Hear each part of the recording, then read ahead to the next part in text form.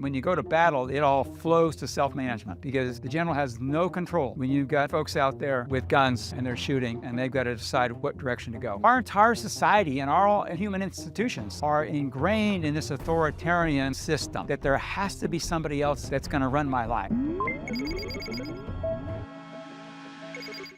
You won't believe it can work, but we somehow made it to work. So we have an organizational system that I call mission-focused self-management. So if self-management sounds something like ruling yourself, it is. I'll give you a formal, but it's a very complete definition of what we call mission-focused self-management. And it'll be too much maybe to just absorb, but I'll go through it a little bit. I'll go through perhaps then why, talk about organizations and what's really going on there. And so how to think of things at their nature, what they really are, and then discover, well, how should you work with it? I'll come back to this and we'll go through it line by line. But it's not very long, but it's in one paragraph here. So mission-focused self-management brings organizational structure to an enterprise spontaneously. So you've heard about spontaneous before in the last couple of days. So individual colleagues, directed by their personal commercial mission, are principally responsible for organizing their relationships. So does personal commercial mission sound a little bit like your personal mission, which at least I resolve is to be happy. And if you go throughout your life, be happy, well, what's your personal commercial mission being at a business? Each colleague's personal commercial mission is their boss. So instead of an individual person having an individual being your boss, it's your mission being your boss. So in business school, I learned as 5 things. I remember POSDC. This is what you learn in business school, are the functions of a manager or management. So the managerial functions of planning, organizing, staffing, directing, and controlling are the personal responsibility of each colleague, not just managers. So the underlying vision for mission-focused self-management is ultimate human respect for each other, our suppliers, our customers, and our neighbors. So that's what I put together. That's the definition of self-management. So let me jump to what persons do in an organization. So as business organizations, there's PTA, there's different kinds of charitable organizations, but what do people do in organizations? So I know that's a broad question, so maybe you can jump out, but just start your thinking a little bit. What do people actually do? Human beings, what do they actually do in an organization? I've got 3 things I want to point out, but what do you think? What do people do in an organization? Simple, Trent. Labor. They don't do labor. They offer labor, and what do they do? I think you're close to it, Trent, but it's labor. They work. Is that what you mean? They work. So your body and your mind work. You put forth effort, right? Okay. So put forth effort. What else do we do in an organization? Before you can put forth a particular effort, what do you have to do? Show up. Okay, I got to show up there, put forth effort. That's not, don't be facetious. I'll tell you the biggest problem in a lot of enterprises and the biggest thing you can do in work is show up. It's a big deal, but it's not what I'm looking for here. Okay, that's my kind of 2 or 3, so that's good. So to coordinate or to put forth effort, you have to, though, first, how about decide what to do? Okay, so you have to make decisions, gather information. I'm terrible at this, so you have to gather information to make decisions. You have to make decisions, and you make decisions with what?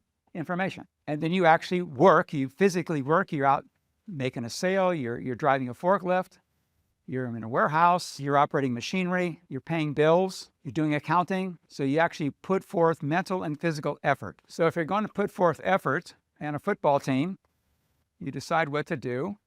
Part of your big decision is how to coordinate your activities. You got to collect information, you got to put forth effort, physical and mental effort, and to coordinate your activities to be effective as an organization. People cry bureaucracy, but what's bureaucracy? Oh, they're bureaucratic, they're bureaucracy. What is it? Can you try to find it? It's an organization. That's not wrong.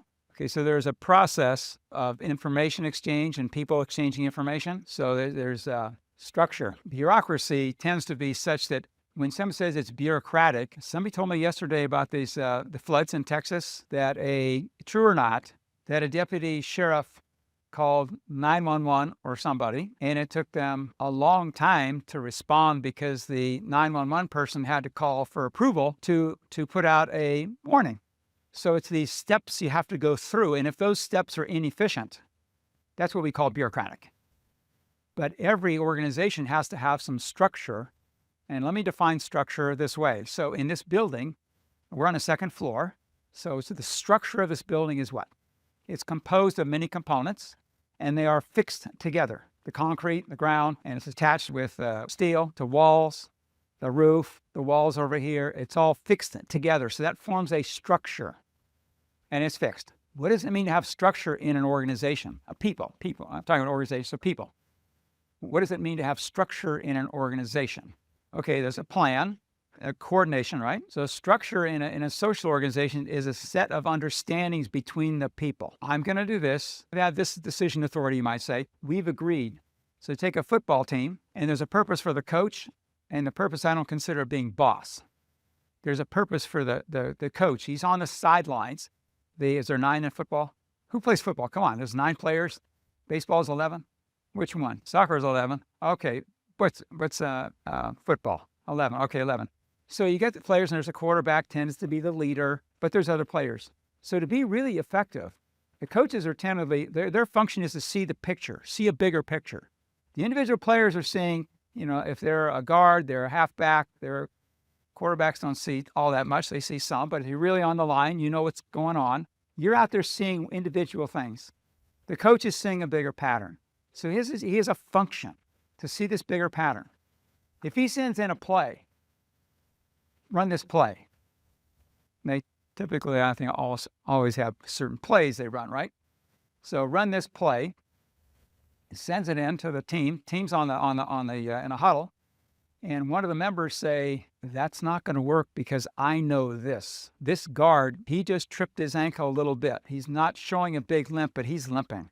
And if we ran this play, I think we can get him because he's not going to be able to perform as well." Maybe that information, and they turn around and change the play themselves. So bureaucracy is you can't get the information back in time. If they had to go back to the coach, they're going to run out of time for the play, and they can't do the play. So what's the decision rights, you might say, and influence leadership on the part of each person? But structure is a set of understandings between the different folks. What authority do I have in what situations? And we have that agreement. So you can have a situation where I've agreed to do what you say, Trent, because you have a certain view of things, like a coach on the outside. And so I'll listen to you, and I'll do what you say because you have a certain decision, certain information which I don't have. You're making a decision, that's fine. How much can I push back on that? We have to have some kind of an agreement. So it's a set of understandings. Probably can't read that, but I said it, so I'm writing it down for us. So every organization has a structure. You have to have a structure. You have to have understandings on who's doing what and when. Bureaucracy is such that there's too many layers or something such that you really can't get it done quickly. Can't get answers quickly or performance quickly. So you would think then, in setting up a system and organize, you would look at these 3 factors and perhaps many more. But information flow. So you need information to make good decisions. You need good information to make good decisions. So what type of an organization would allow you more receptivity to information? What to? Organization or what? I still don't understand. The organization what? Okay, what's the difference? Well, that's a structure, and I'll talk about that. So what would you need? How would you organize to get information, as much accurate information as possible?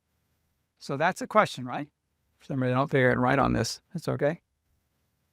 So here's the environment, and there's markets, there's technology, there's people outside and people inside. Okay, then you have, so this is the company. So you want information to flow within the enterprise, and you want information to flow from outside the enterprise. You want your enterprise to understand the environment, right? Markets, technology, whatever's out there. So you want to get that information in to the organization and make decisions. So what organizational structure might work there or inhibit the flow of information or the acquisition of information? So that's one point. Effort. what might encourage or discourage one individual human being for putting forth effort? Various things. What might it be? Lower incentives would decrease the desire for put forth effort. Okay. Lack of autonomy, risk, right, wrong fit. So a number of things would affect a person's willingness to put forth effort. And then coordination. So coordination is that within the structure, your ability to talk to each other, to communicate, to transfer information, and your willingness to look at the whole and the end game of the organization. So you've got a couple of ways to organize, or many ways to organize, perhaps. So, but basically, you'd have a top-down, or the organizational structure that maybe you're referring to, where you've got a president, and you got vice presidents, and you have general managers, and you have, how many layers can you name? You're manufacturing, you've got factory managers, you've got superintendents, you have supervisors, you have foremen, and you have people driving forklifts and operating machinery. How many layers can you actually have here? 5, 10, 15? You can have X amount of layers, right? So that's one way of organizing, and we're traditionally organized like that, right? It's not unusual, even you go back to the philosophy that I was talking about yesterday. We grow up in a society where you're born, and if you want to tell me you're born free, you're crazy. You're totally dependent on mom. So who's the boss? You're 3 months old, you're 6 months old, you're 2 years old, you're 5 years old. Who's the boss? It's pretty clear that you're living in a pretty authoritarian system, right? So you got mom, dad, at least. Until what? True. Okay, if you can't. Where's the next place you go when you're typically 5 years old? School. How's school for an environment? You got a boss there, right? So this authoritarian environment generally. So we're, okay. So now another place you can go when you're young, another institution. Church. Okay, we got a boss there. It's like, here's the deal, right? This is the deal. Here's the Bible. That's the deal. I don't know how many people are, how many sermons. I've been to some, so how many sermons people are, whoever the quote priest or whatever you want to call them. How many? Well, what do you think about that, folks? Questions? I didn't run into that myself, but this is the deal. Pretty authoritarian, perhaps so. So we've got a third institution, human institution, that's teaching us that there's somebody up here that we need to pay attention to. So let's see. You get a little older. What else we got going on? Other next human institution could be sports. If in school, could be sports. And at least in my day, there was a boss there, was a coach. But you go to work or go to military. So you go to military, what do you get there? Pretty authoritarian, right? Interestingly, when you go to battle, it all flows to self-management because it's not the general has no control. When you've got folks out there with guns and they're shooting and they've got to decide what direction to go. And then business. So how many businesses are organized like this? So our entire society and and human institutions are ingrained in this authoritarian system that there has to be somebody else that's going to run my life to some degree. So this is what we've traditionally had. But what have you got relative to these information flow? Number one, the institutions fundamentally got to have a good information flow to make decisions, and then effort and coordination. So that flow of information. How do you get information from here to here if the decision makers, and that's your traditional management style, is you've got decision makers or managers. And the managers have, kind of by definition, the unilateral authority to gather information, develop plans, and make decisions, and direct the work of their subordinates. That's my definition of managers or management. Fit somewhat. So they're the ones that, let me go through this first. So they're the ones that are making decisions, and they delegate to some decisions because you get large enough and you just can't make all the decisions. So there's delegation. Then there's bosses and subordinates have subordinates, and then so those subordinates are bosses of other subordinates. Okay, so what are the human dynamics that are generated with this type of a system? You say autonomy? Okay, well, that kind of gets into the effort. But the flow of information is what? It's supposed to be this way, right? So you've got this. But how many layers are there? Has anybody heard of the game or played the game of telegraph, I think? Telephone? Who has not played the game or understood what the game of telephone is? Gotta be you haven't? Okay. How about Brazil? Brazil likes telephone? You play the game of telephone? You understand? Okay. So the game of telephone is when you're a kid, is you have what? Let's say at least 8 or 10, maybe even 6 or 7 will work out. So let's say you have 10 folks, 10 kids, 6, 7, 8, 9, 10 years old, around a table or chairs, and you whisper, one person whispers something into this person's ear. The sky is blue today. My mom won't let me have too many cookies. Something. And you go around quietly, like 1 to 1, not loud, so just so one person can hear. You go around and you get to the last person, and that person then says what you said. And it's hilarious because it's nowhere near what was said. And those are kids. And kids are not yet, at least at, you got a 5-year-old grandchild, and so she's not there yet. She's still in the age of like telling the truth as she wants to say it, okay, and pop it out whenever she wants to. So then you get socialized. And now, if I say something to you, and you're my boss, or you're the good friend of my boss, sometimes I'll start twisting things around, and I want my personal prestige as just a person, let alone my job, my career, starts getting impacted by these things. Am I going to look good? I'm getting information from here to here, but they're not doing too good. But what am I going to tell the boss? It's influence. I'm not saying everybody lies and cheats, a few of those, but even just the honest game of telephone is bad enough. So transferring information through a system like this, it gets distorted. What's the thing recently, of course, with Mr. Putin, and he thought he could win the war in what? How long? That was 3 days. Whatever. He thought he could go in and boom, knock these people out, right? Is it pretty obvious he had bad information? Especially when people are authoritarian like that, they don't want to hear bad news. And when you deliver bad news, you may be the one on the chopping block, saying, look at what it's done. So these are just, you surround yourself with yes people. And so that's what happens. And this system here, since it gets more insulated, the higher you go in an organization that's organized like this, the higher you go, the more insulated you get, let alone your power. So it's just hard to get good information, harder, or it's act hard, right? It's all relative. So the flow of information, accurate information, 1, speed of information is 2, to get to a decision maker. So how about effort, autonomy, and I would call it respect. So how much are these people respected? And people as much as I can't stand government, they're mostly all good people.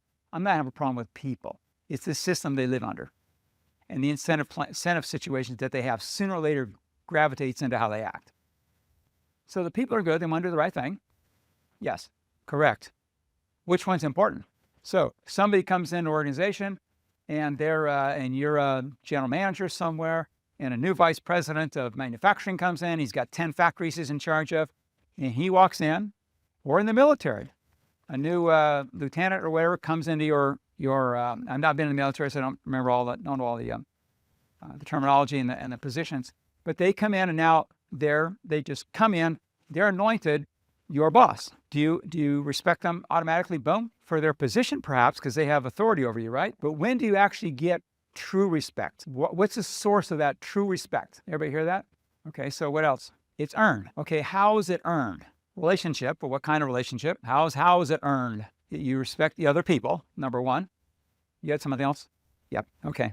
I go, merit. Okay, so merit being pretty much what you said over here is that you said you're going to do something and you do it. How do you get trust? How do you build trust with somebody? You say you're going to do something and you do it, generally. I mean, sometimes the dog eats the homework.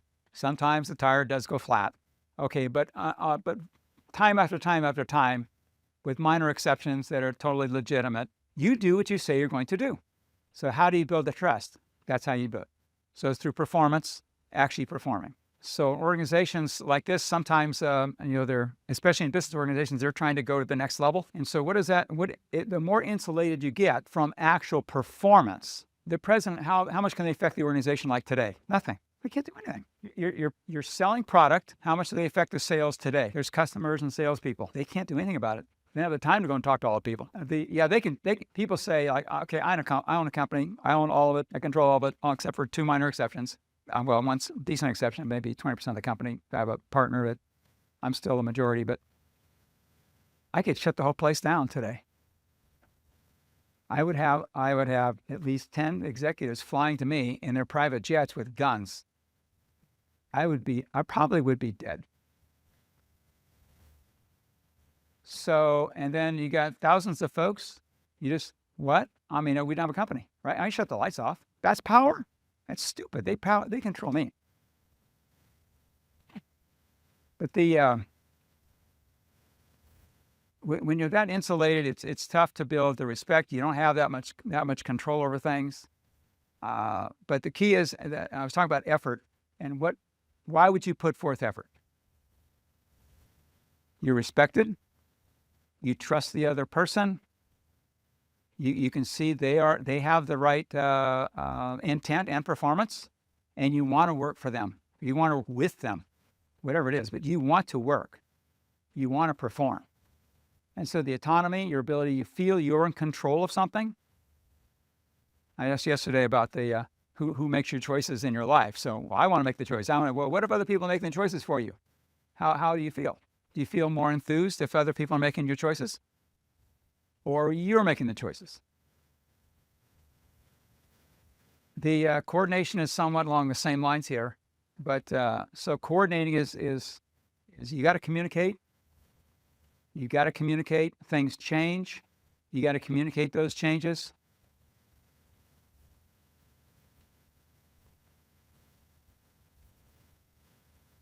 So this is what I feel are real fundamental aspects about an organization. And you walk through the incentives or how it would work with this system right here. And you see there's some issues, but you know what? We have these lights on because of organizations that work just like this. So it's not that they don't do anything. We've got a great economy here. We've got a great lifestyle in America. Most people do. So it really does perform just like we have government, and we're okay too, right? But I'm thinking, what's better? What's best? And how do you, in business, how do you outcompete? You got to have technological advantages, but you can also have organizational advantages. How you structure your company. Yesterday, Rob talked about the henny penny, and where did he put in the center? What did he put in the center of his concerns? People. Because that's really all there is.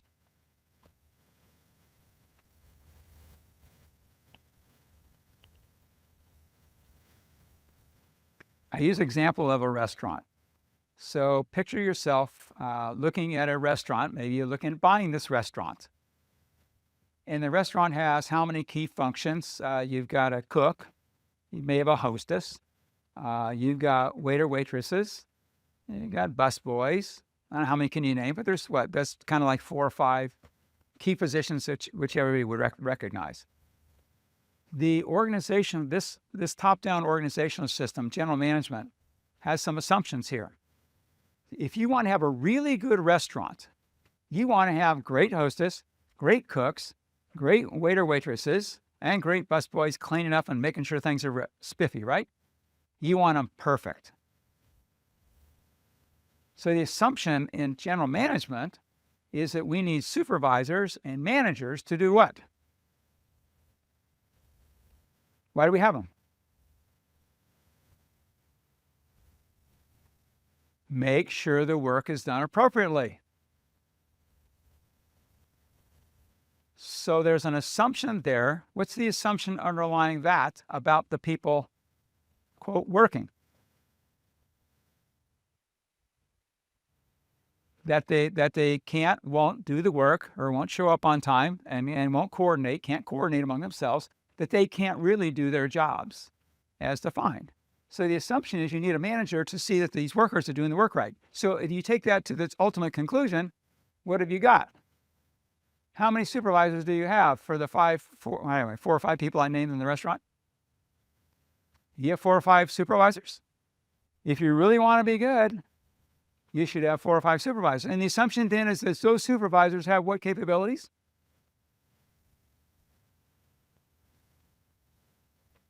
You have a supervisor for the cook. Here's a cook, and you have a supervisor cook. The assumption is the supervisor has what capabilities? To make the cook. They're managing the cook. So here's the cook supervisor who's great at cooking, and here's a cook whose assumption is not so good cooking. You're looking at buying this company, the restaurant. It's got five colleagues there at all times, so maybe it's 3 shifts, 2 shifts, I don't know. And you've got 1 supervisor for each job. You probably have an accountant too, so you get accountant, supervisor, whatever. What are you going to do when you buy that company? What do you think? What's that? We have there's 2 layers. There's work and supervisor.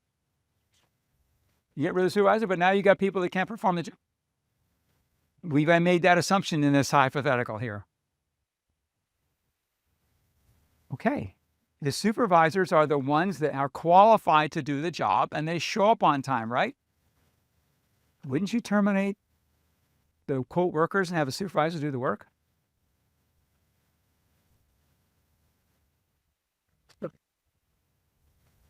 The workers or supervisors? Wait, they don't want to do the work. They're getting paid the same, if not more. In fact, why don't you pay them more? So you pay the supervisor a little bit more, cut out the worker, right? I hate that term, worker and supervisor. And I hate the term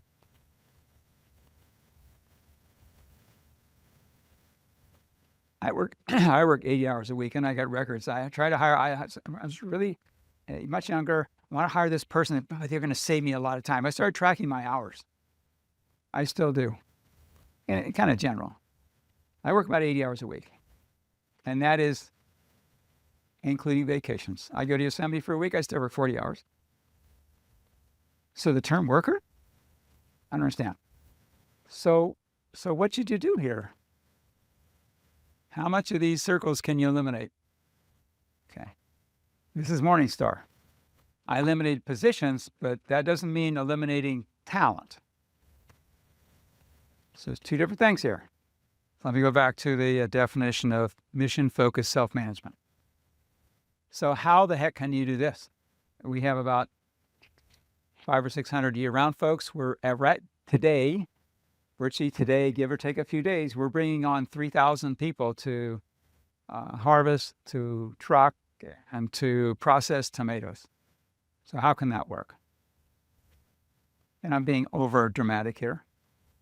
So let me go back. So mission-focused self-management brings organizational structure to an enterprise spontaneously. So you think this is weird? Who's your boss? Who's your personal boss? Huh? Really? Who's your personal boss? Who's your personal boss? You could say, first answer I get is maybe you're a little younger crowd. First response I get is my spouse. They could still be dad, fine. And he approved those fingernails? Yeah. Oh, he did? Personally? He likes them though. There you go. On, who's your boss in your personal life? It's really not. Yes, we grow up and we've got our parents and we got other folks around us, but we get old enough, we're our own boss, and you'll be your own boss if you aren't now, which I think you are anyway. So how do you organize your life? Who made that tie? Who made this computer? China. No, did you? Yeah, that's an abstraction in China. Another person. So you didn't, did you? What did you do? You organize yourself. What have you done to actually, you get your own food? Did you make your own food? Did you sew your own clothes? Did you build your own car? Did you build your own house or apartment? Any of it. So you coordinate with other people, right? What's your driving mission? You drive, as I expressed yesterday and this morning, to be happy. And again, that's a broad thing, to live a life of well-being, living your values over time. Again, it's not just giddy today, but generally you want to flourish. And so why do you have a green shirt? Why do you have a blue shirt? Why is your blouse white? Why is yours brown? And why all this stuff? Look around. There's no two people dressed anywhere close alike. I could look around a little harder, but I don't think I have to very much. You got white shirts there, okay, but I don't know what I got on. So we're all individuals, and you're chasing your mission. And you're coordinating everything yourself. Who you associate with, who you might marry someday, where you get your hair done, where you buy your food, where you buy your clothes, where you got a car, what airplane you're gonna contract to go on. All these decisions you made yourself, and somehow you are here as a human being living your life. You quitting all this stuff with no bosses. You're your boss, right? So now take that into a company. Go ahead. So who sets the mission for the company? Like you're reusing your if a role maybe the person having a mission and the person is more like to gain trust, he has to get that particular goal of 80 something. Right. The personal manager then who even motivating to go more like you yourself is saying you work like you are the main boss. So how do these people also get that mission? Okay. I started a company, so that's from zero, right? So yeah, somebody has to start something. Somebody's a founder. And so they say, I've got an idea, and could you work with me? Well, what do you mean? Where do you live? You ready to move to Sacramento? Yeah. Well, maybe so, huh?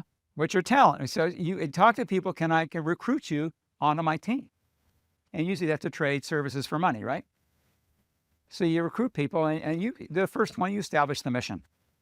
But you get larger and larger, and you got this enterprise over here and this enterprise over here. Other people have some say, and they have some knowledge. And they come to me over time, and then they go to other people and coordinate just like you do in your personal life. So who's your boss? You make arrangements with other people, right? You may think this car is great, but somebody else has another suggestion. So I'll kind of get to how we work here. So if I don't answer the question in a few minutes, let me know. The mission, because if you had a sub, you are like, who do you report to? Because if you had your self-manager, because like you were giving the example as a supervisor, when you come on to the enterprise, you come on with a mission that's agreed. So if you're right here, let's say you're responsible for me or some owner or whatnot to them, and you are actually responsible for the factory. You bring on other people. Let's say we expand the factory, put in some investment, and you're responsible for that. You have to hire other people, right? So you're going to bring them on with a mission. Okay, now I agree with you. I need another accountant. I need somebody who can do accounting better. So you interview folks, and you acquire them. You make an arrangement with them that they're going to come and perform these activities for you, and you're going to perform some things for them. So that means the effect example you gave about elimination of their insufficient or inefficient workers, not stand in a way because from the managers can employ more efficient workers to work under them so that the restaurants can maybe grow and they weaken themselves. Ideally, those 5 people in that restaurant, if they had a cook that wasn't performing very well, what would you do if you're a server? You might ask him to leave. You might get with the other crew and say, hey, we need another cook. They're really inhibiting my job because he's not cooking very well, and that means I don't get as many tips, and we're losing customers. So I don't believe in full consensus, but anybody in the organization, our organization can take the initiative initiative to hire or terminate somebody because they're not pulling their weight. They're not living up to their obligations with each other. So we have a mechanism for that.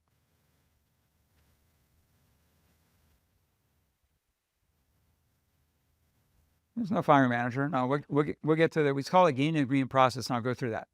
And just make sure I don't miss that. Gaining agreement process. You have a difference with someone or some request someone doesn't agree with. I'll explain it right now. It's not that hard. So you and I have some disagreement on something, and if it's an accounting issue, if it's some other kind of technical issue, maybe you know more about you know much about this technical issue than we're arguing about. So we get one more person just to come in and mediate. You might say, can you add something to the equation here, and maybe settle that, and maybe prove that I'm wrong or Trent's wrong, or we're both right, but we're not quite looking at it right. We somehow come to some agreement. We can't get agreement at that level.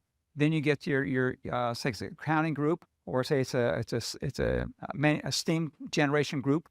There's maybe 5, 6 in that group at the factory. You get the whole group together. Now let's settle this issue. And if they can't settle the issue, then it comes to me, which that doesn't happen very often anymore, because they get settled at that level. But yeah, so there's a mechanism for hiring. There's a mechanism for actually terminating, but it's a request to terminate. It is not one person has the dictatorial authority to terminate another person. They do not. Role elimination is not the same as talent elimination, right? So in this, there's a skill gap that an employee lacks. There's a what? A skill gap. Skill gap, yes. And you think the best decision is to fire the employee and hire a more effective person, or to provide the means for the person to develop and enhance this? Well, the first thing when someone's not performing their job, in any place the way it should be, is okay. How do we get trained up? Can we help you? That's number one. And the second one, if we can't get trained up in that particular position, then is there another position? At that point, there's the relationship. There's no reason for the relationship. So self-management brings organizational structure to an enterprise spontaneously. Spontaneously, I was going over. You all make your decisions to buy your clothes and eat what you want. You make those decisions, right? So if enough people, back to the example of books, enough people like the romance versus the what was the other one? The mystery. The mystery, then you're going to have people that write mysteries or romance books, and the market will balance that out. So the spontaneousness comes from what we call a clue, colleague letter of understanding. So you come in with a mission, that's your core deal. So you come in with a mission, because here's an enterprise, and we're looking for more talent. We have another factory or expand a factory, need more talent. So we do the standard process of going out and advertising and trying to hire the best person we can at an agreed upon compensation. And they come in with a mission. Here's your mission. Generate steam, the lowest cost possible, quality product. Whatever their mission, define their mission. Try to keep it short, but it's their mission. You might call it a job description, kinda, but they have more authority than what that indicates. So they come in with a mission. So it's that mission that actually their personal commercial mission drives that organizational system. Just like you have a need for food, so you search for food, right? Okay, I got a restaurant today, maybe with a store for the next several days of food. You make those choices. What do you need to accomplish your mission?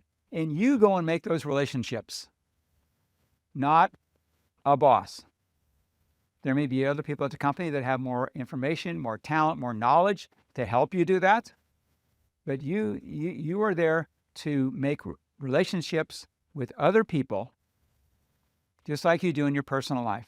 We've got a number of salespeople, a number of customer service folks. A number of the salespeople do work remotely. The customer service folks are all in a facility. But bring in another customer service person, let's say. Okay, so they come in and they begin to work within the organization, which means we begin to work with various people. And customer service people maybe work with a salesperson or a couple salespeople. And the person's in there for a week, 2 weeks, a month, 2 months, and they're getting to know other people in the organization. And they just tap the person next to them over here and say, you work with this salesperson here, and I'm not getting along with them all that well, but you do.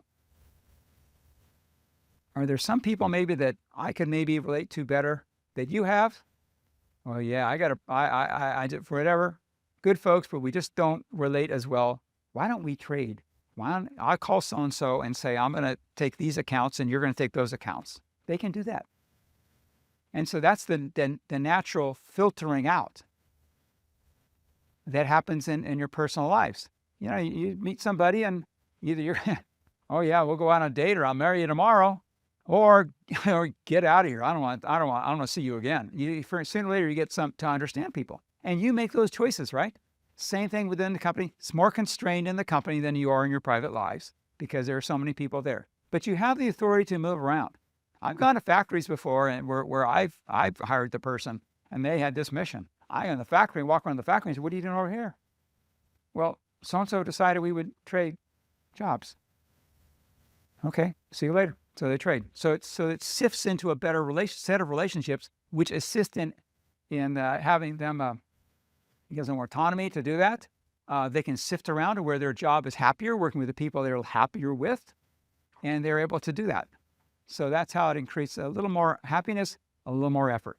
Yeah, we have what's called stepping stones, which is like other people call them KPIs. So that's how you know that they're not all So easy and nobody's going to call anybody out. One professor 10, 15 years ago, because we used to go out and have more kind of self-management institute, and he just looked at me and said, "I got it. You manage through information. Because if you have information feedback on performance, you can manage yourself better. And other people can see your performance too. So that helps with communications." Well, I don't know if we have quotas, but we have here's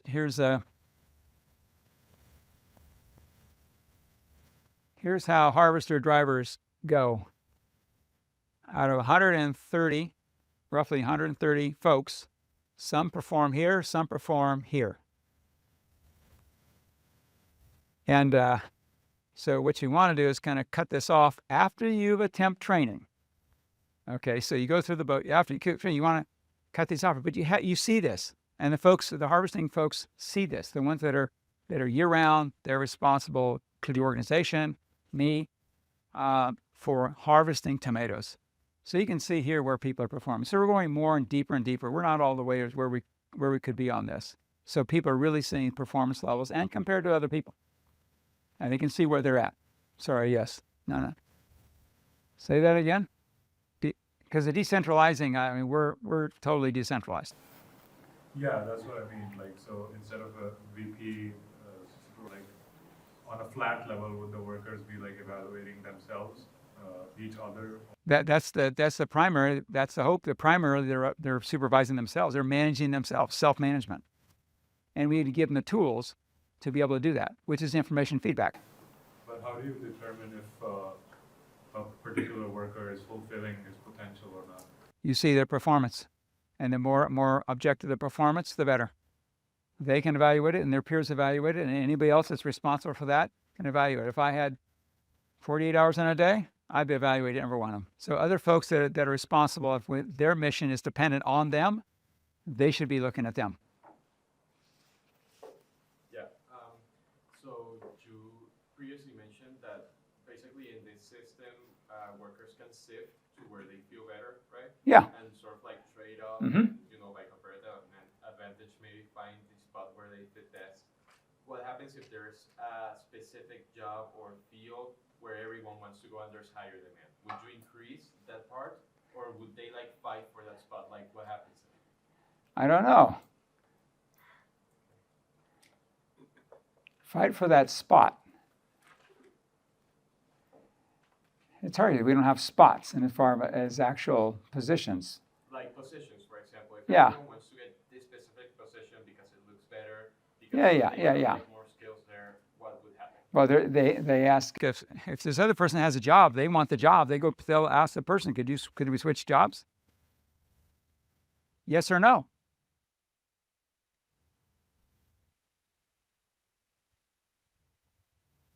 Right?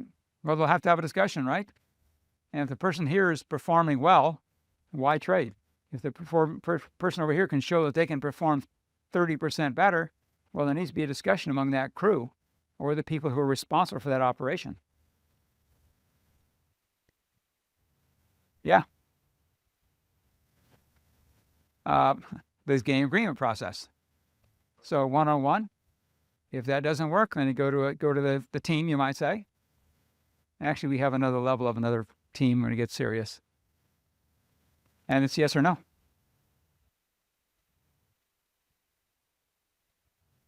There's no hierarchy of personal position.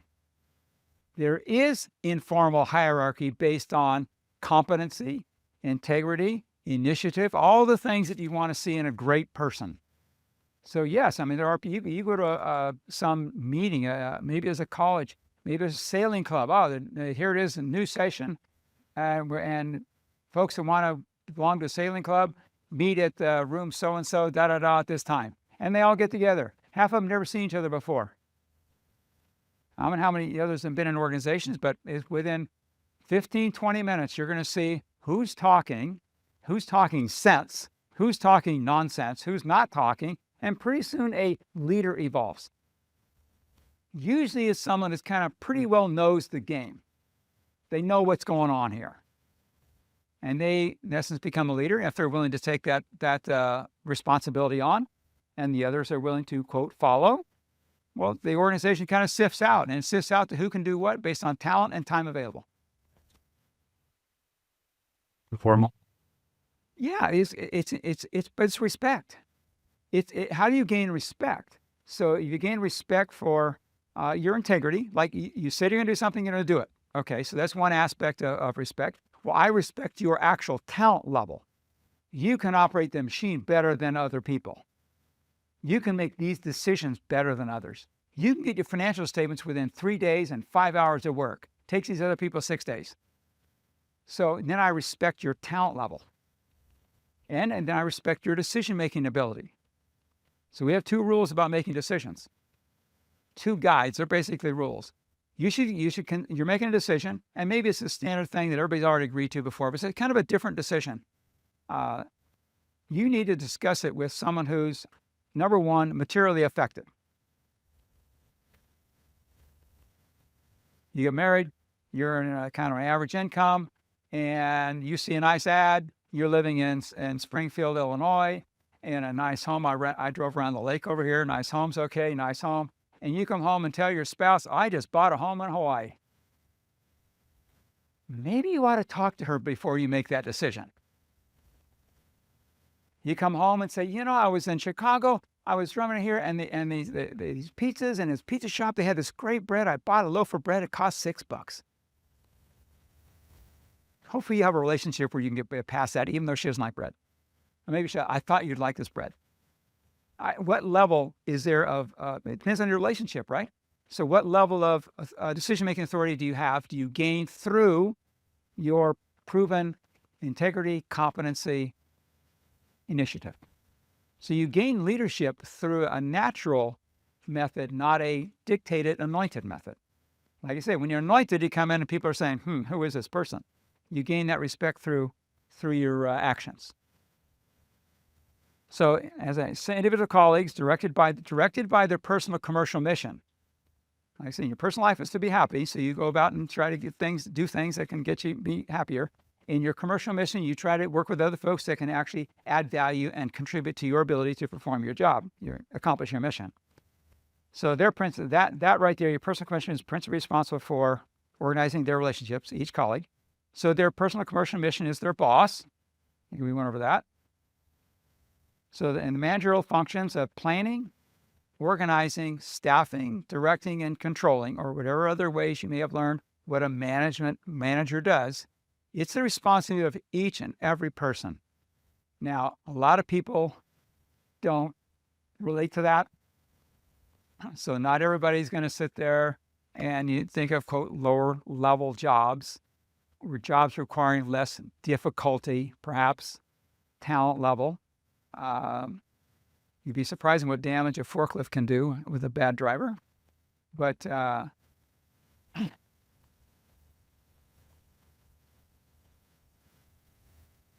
maybe they're not going to be planning and staffing and directing, but they have the authority and the responsibility to do it if they want to take that opportunity. I just covered leadership and influence are based on colleague respect for proven performance, capabilities, integrity, and initiative, exhibiting itself informally, dynamically, and circumstantially. So that's maybe too big of words there and too much, but informally, so that's kind of informal, like you just run into a situation. It's not pre-programmed, dynamically, and circumstantially. So I design the factories, but I cannot operate the factories. A couple hours ago, I called two of the control rooms. We don't have plant managers. These, in the case of some of them, seasonal, and typically girls are better, but they're actually running the plant. I call them to see what's going on. I don't call a manager of any sort or anybody that would be called a manager, because there are people that have that capabilities and they're at the factories. Because as I said, you can't eliminate the talent requirements. So you still have people at these talent levels. But I call the folks right there on the floor. They know what's going on. And they're phenomenal folks. So it's dynamic. So depending on the circumstance, who's the best one to make this decision? Or that decision? Who's the best one to make the decision? They should make the decision. And I found people are far more capable than other people believe. I was at the second factory I built, and the office I had, which people have consumed my offices now, so I don't have any offices, any facilities. But I was looking out the window, and it was shift change. And to have a shift change, people have to come in to replace the ones, then they go out. So these folks are driving out, and it's we have people that sort tomatoes and product on sorting tables, and they are the lower paid jobs, okay. But I'm watching people going out. I'm sitting there just thinking, these people are driving out, and these tomato sorters are driving out, and these sanitation folks are driving out, and they're turning left and they're turning right. And where are they going?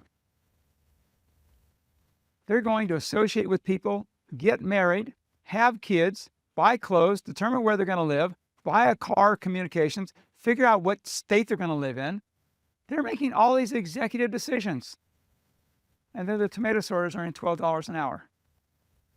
I tell you, people are far more capable than what we believe. And I've said in a number of sessions, I said in many more earlier, but where a sorter or a forklift driver or even executive being asked to leave, executive type, being asked to leave, and it gets to me. And I don't make the decision alone. I have, okay, you're there, and all the people that were on these committees that tried to work this thing out are all there together. Because I don't want you said, no, you're all here together. I am amazed at the maturity, the street smarts of virtually everybody. It's amazing. So, sort of, and when we get to that point too, I don't know if I've ever had someone, when we finish and they've been terminated, like, hey, no, this didn't work. That they haven't actually, you could see that kind of like they know they got a fair hearing. And that's really important. So I think that culture around the company, as larger we get, it's harder to bury this in, get this drilled in. But there's an ultimate respect for each person, and that's how I exhibit it, at least. So the underlying vision that we have is it's a self-management, underlined by human respect. That is the ultimate thing, and that goes toward this, and it goes towards your ability and getting this, your ability to eliminate this formal structure. Because these people out here, they're close to the environment. These people are forklift drivers moving product to the warehouse and getting it to a customer. These people are salespeople relating to customers. These people are operating machinery to build products, to make food. So all these people are relating out here, and their ability to work together and their enthusiasm about working together is increased quite a bit. And most people don't want to rely on other people so much. I do, and it's been a winner for me. Our again, Rob yesterday had people at the center. So we have it's one company, and then there's operating companies. Again, we have, like I said, 600 people. Sales are well over $1 billion. So it's grown a bit, but our vision as kind of the overall vision of the company is for colleagues to flourish in an environment of human respect while productively working together for the benefit of mankind. So it's at the heart of how we operate the company and how it operates. So I had people, this was 10 years ago, professors from University of Indiana, some business folks, came out and interviewed at least 50 of the seasonal folks, and came back and said, these seasonal folks that come in doing the work in the facilities had as much feeling of ownership as they find in most executives. That's a sense of ownership in what we're doing. So it's but it's really important to me, and it's our function. We have I mentioned the clue, I mentioned stepping stones, our vision, this colleague letter of understanding. The colleague letter of understanding has your mission. It has responsibilities, it has activities, and it has stepping stones for those activities. It has here's my short-term career plan, here's my long-term career plan, here's my training schedule, here's the training I'd like to get to advance myself in my career. So that clue is, I call it a clue because it's colleague letter of understanding. And it's the arrangement it's the written agreement that we have with people. It's fairly general, but it has a lot in it. We have a concept of councils, and so instead of having an executive here in New York or wherever, Sacramento, that has with maybe there's 7, 8 companies over here, and they all have accountants. So instead of having one senior accountant, these accountants get together in a council to discuss their issues because they're closest to the operation. The people at some headquarters office are not as close to the operation. Even things as simple as insurance and workers' compensation. What's your incentive for you to help? I got a medical problem and I have issues with our health insurance program, and you know me a bit. At least you've seen me. What's your incentive to actually solve that if you're responsible for health insurance at the company? Versus if you're out there and, Chris called. Who's Chris? My kid's playing baseball. I'm leaving. So when you're right there with other people, it's a lot more incentive to get things done.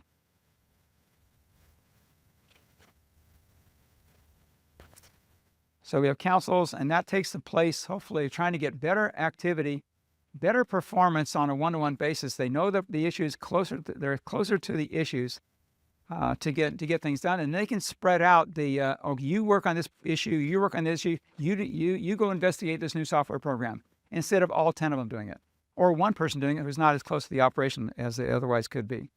Training's a big deal on this because, again, I thought I'd maybe have time to ask you about. I think I'm done, right, time-wise. So, because I thought I'd ask you, you had a day to think about no government. I didn't want to get the other responses of what's wrong with no government. I proved to you that violence is no good every single time. It's like water running uphill. We still need government. It's like, oh no, I think the water will start running uphill in Kansas. No, it won't. So the same thing about that. But any other questions? Ryan, just got 5 minutes, but several questions have already been asked. So I think we got a lot. But sure. Are you the devil? Oh, you're advocating for the devil. Okay, go ahead.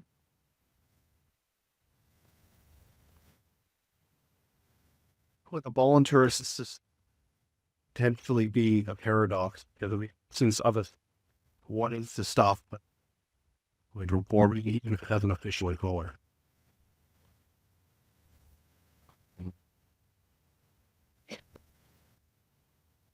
Corporation from like fleet run I think Bill already convinced you that corporations aren't evil. They're abstractions. Go talk to the people. Like the kind of entity that has a monopoly on violence, or that How many people here would like to be stolen from? How many people here would like your body to be violated physically? Okay, so we have one person. I'm not going to point anybody here. This is a fictitious person walks in. Bill doesn't like the fictitious. But somebody walks in here and they punch this person in the head. I mean, they're going after him. What are you going to do, Trent? What are you going to do? What are you going to do? What am I going to do? Why? Right. And the issue is, no, he's going to violate you next.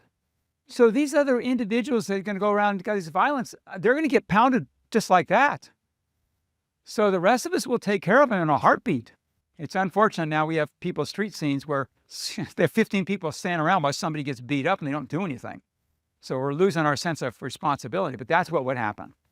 Okay. And the same thing with theft. Do you find somebody who's stealing over there? You don't want to associate with them, right? And if it gets to be whatever level, you're going to make a complaint of versus the person who maybe was stolen from also. So there's going to be complaints because we don't want that person. In all societies throughout history, we don't want those kind of people. And you've had a private national defense company. Who's going to contribute to a national defense company that hasn't got the ethics, proven ethics, integrity, and mechanisms that they're not going to, come and get us? Why would they want to come and get us? Everybody's incentivized to be ethically. Some don't. Okay, we got that. Some don't, but they will be taken care of just as fast as you, I, and these other guys are going to take care of the person that punched him. Okay, we're going to get him fast. So it's not really going to exist in society because it's not something that's valued. And even, again, at national level, and national defense companies. You have national defense companies, and I can go through that discussion and whatnot, but that's a longer, and we're out of time. But so I think that people taking responsibility for their lives, for their work, for their own friends and family, that's it. And that's all we've got. And again, the first response, who's going to protect us? Government is an abstraction. It does not exist. Only people exist. So where's the policeman protecting you from this person coming and beating you up? Where are they? The law says it's against the law. You can't do it. Where are they? That does not protect you. Only the values of each of the people around you is what gives you fundamental protection. And no politician's talking about that. But that is the core issue. And if people recognize that their fundamental freedom is based on the values of other people, that's what it is. More jails, more laws, more police. Short term, fine. Short term, long term, no. And we actually live in the long term because, these decisions that made yesterday is today. The decisions made 10 years ago are what you're living today. And the decision made today is what you're going to live 10 years from now. So think about it. Do you want to concentrate on the core issue? Or do you want to just get around the edges of what the issue is? Let's just cover this cancer up with a Band-Aid. Pretend it's not there. Anyway, so this is what we do. So it's different. It's at least as different as my first talk. But you know what? I don't know. I've done it for 30, 40 years. And so we've grown quite consistently, ups and downs, but, we're here and we're doing fine. And it doesn't promulgate to other people because, there's an awful lot of people who want to be bosses.